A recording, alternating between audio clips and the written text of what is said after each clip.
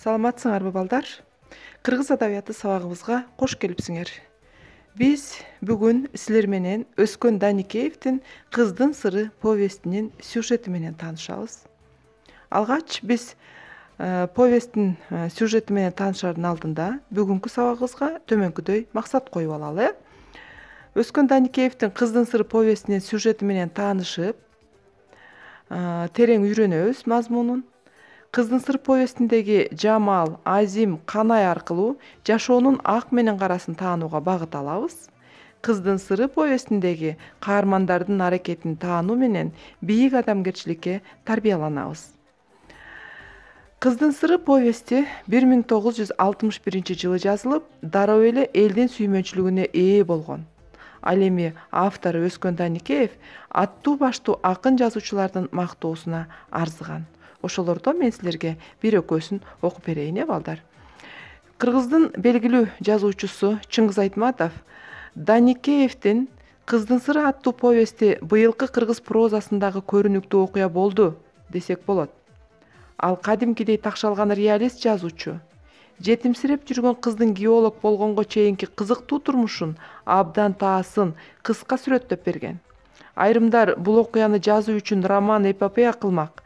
Даникеевдин чеберчилиги муну чакан повестте өтө кылдаттык менен бере алгандыгында деп 1963-жылы жазган. Ал эми дагы бир залкар жазуучубуз, акыныбыз Алы Токонбаев мындай дейт. Кыздын сыры повест эмес. Бул кара сөз менен жазылган поэма. Турушу менен эле поэзия деп баа беришкен экен.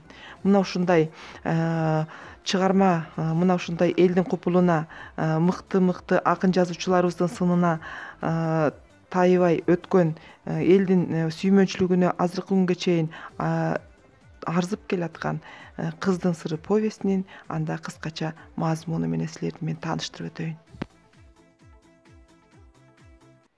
Чыгармадагы башкы каарман Жамал 9-класста аяктап тайекесиникине окууга тапшырганы барат. Бирок орус тилин жакшы билбегендиктен окуусун уланта албай калды. Кайра айылга барууга жол жок эле. Себеби атасы каза болгон, өгөй энеси Азыпкан батырбайт.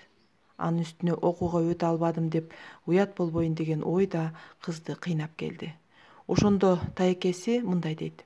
Ушул жерде эле кал, өз үйүң, өлөң төшөгүң деп алып калды. Бирок өгөй энеден жалкып калган кыз таажеңесинен аябай айбыгат. Качан мага катуу айтып, көңүлүмдү оорутат деп коркот. Бирок таажеңеси андай адам эмес эле. Бир күнү таажеңеси Жамалды кошунанын Асыл деген кызы менен клубка оюн көрүп келгени жөнөтөт. Ошол жерден ал биринчи жолу Азимди жолуктурат. Аны клубка барган кыздар жаңы келген инженер жигит деп сөз кылып жатышкан эле.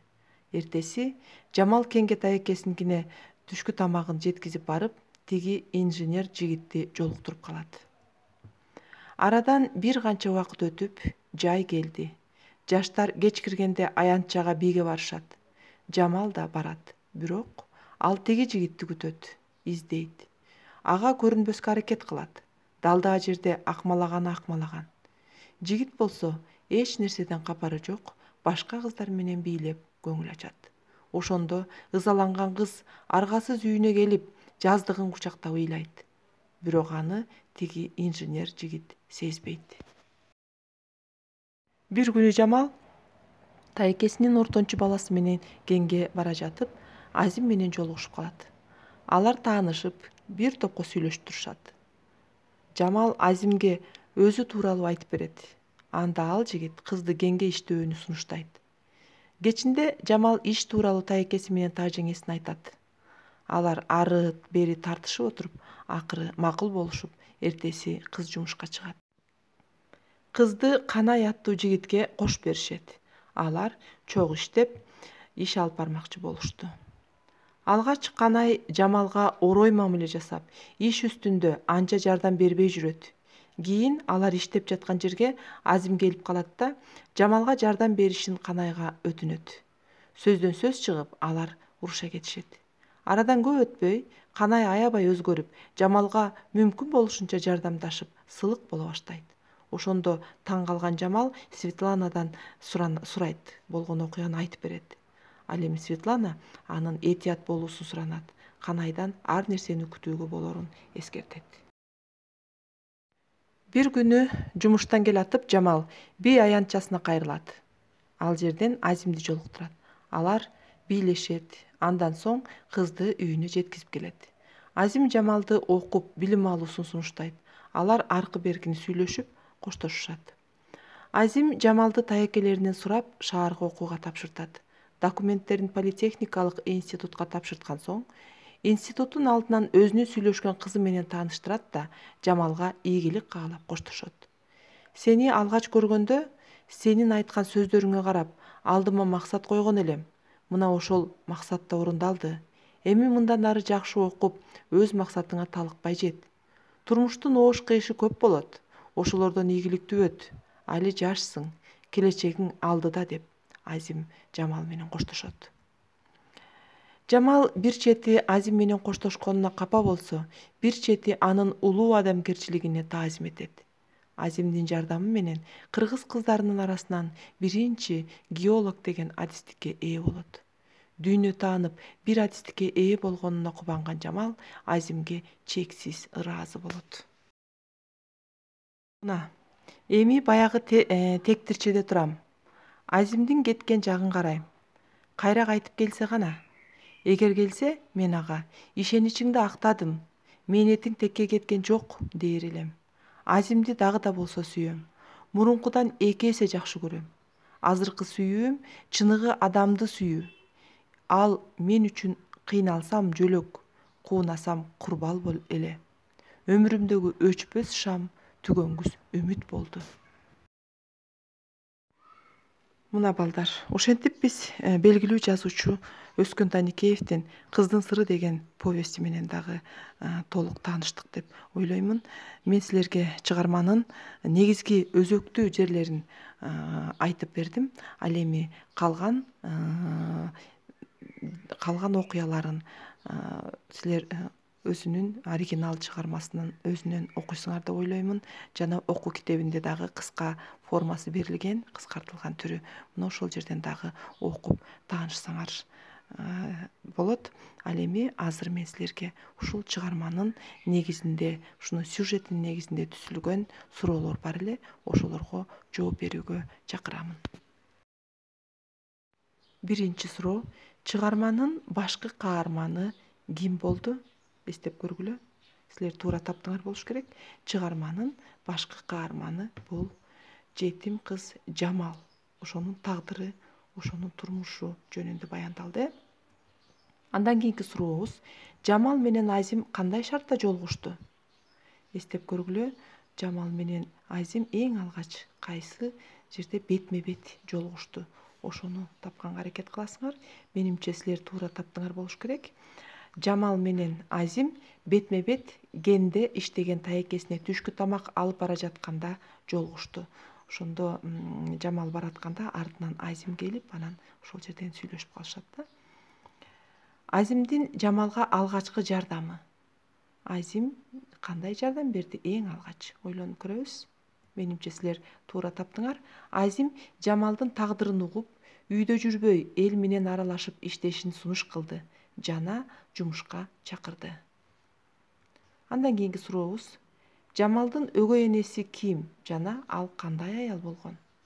Ошол өгөй энесинен жалкып, кайра айылга кеткиси келбей, коркунчаак болуп, тартынчаак жана уялчаак болуп калган болчу. Ошол аялдын аты бул Азыпкан болчу. Ал өтө мерез, ажаан адам болгон. Кыздын жүрөгүн ишине алып, коркунчаак кылып койгонун биз жакшы билдик. Андан кийинки сурообуз: чыгармадагы окуя кимдер тууралуу болду? Кайсыл адистин ээлери тууралуу болду деп сурап жатам мен силерге. Туура тапкан болсоңор, чыгарманын кенчилердин турмушу жөнүндө баяндалган чыгарма болчу. Анда кийинки суроого өтөйүн. Жамал кандай ийгиликтерге жетишти эле? Ал кайсыл ийгиликтерди багынта алды? Жамал Азимдин жардамы менен Генге орношуп, кийин политехникалык институтка кирип, кыргыз кыздарынын алгачкы геолог адистигине ээ болуп чыккан кыз болчу. Ошентип балдар, биз бул Өскөн Даникеевдин Кыздын сыры повестинин сюжети менен таанышуу менен эле бирге ал тууралуу түзүлгөн суроолорго дагы жоопту таба алдык деп ойлоймун. Биз анда чыгарма боюнча толук маалымат алдык. Анда бүгүнкү сабагыбызга жыйынтык чыгарып коелу. Бул чыгарма бизди сабырдуулукка, адамгерчиликке, кайрымдуулукка, жашоодон үмүт үзбөй жүрүүгө жана алдыга максат коюп, ошого сөзсүз жетүүгө аракет кылып жүрүүгө бизди тарбиялайт экен, балдар. Эмесе балдар, биз ушундай абдан таасирдүү, абдан кызыктуу чыгарма менен биз тааныштык жана суроолорго жооп бердик. Анда кийинки сабакта ушул чыгарманын негизинде биз каармандарга жана чыгарманын баягы ичиндеги баягы окуянын жүрүшүнө, ошол окуянын баяндалышы тууралуу ар кандай суроолор болот. Ошол суроолордун негизинде биз чыгармага талкуу өткөрөбүз, балдар. Анда эмесе бүгүнкү тапшырманы алып алгыла. Бүгүн силер үйдөн Кыздын сыры повестин толук окуп чыгып, чыгарма боюнча кийинки сабакка мен айткандай талкууга даяр болуп келесиңер. Бүгүнкү сабакка активдүү катышып, теманы толук түшүндүңөр деп ойлоймун. Ушуну менен сабагыбыз жыйынтыкталды. Анда баарыңарга чоң рахмат. Кийинки сабакта көрүшкөнгө чейин аман болгула.